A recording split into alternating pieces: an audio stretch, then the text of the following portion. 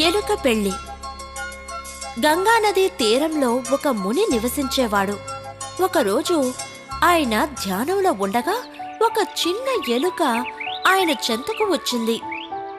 ఆ ఎలుకను చూసి ముచ్చటపడిన ఆ ముని దానినొక ఆడపిల్లగా మార్చి తన ఆశ్రమానికి తీసుకువెళ్లారు. ఈ బిడ్డ ఇక మన కుమార్తె, మనమెంతో ప్రేమతో పెంచాలి అని అన్నారు. కొన్నేళ్లు గడిచాయి. ఆ పాప సుందర యువతిగా పెరిగింది. ఆమెకు పెళ్లి చేయాలని ముని దంపతులు తీర్మానించారు. తన కుమార్తెను చేసుకునేవాడు గొప్పవాడై ఉండాలని భావించిన ముని వరునిగా సూర్యుని ఆహ్వానించాడు.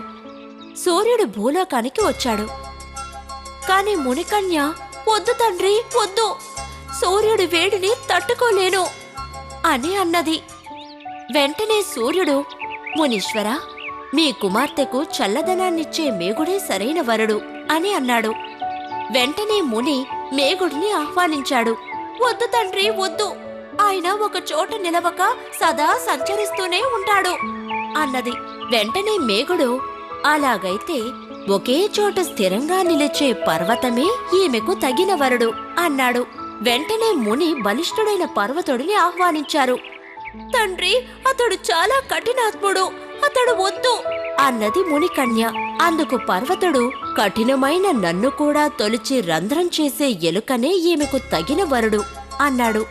వెంటనే ఆ కన్య సంతోషంతో గంతులు వేస్తూ వివాహానికి వెంటనే సమ్మతించింది. మునికి ఇప్పుడు అర్థమైంది.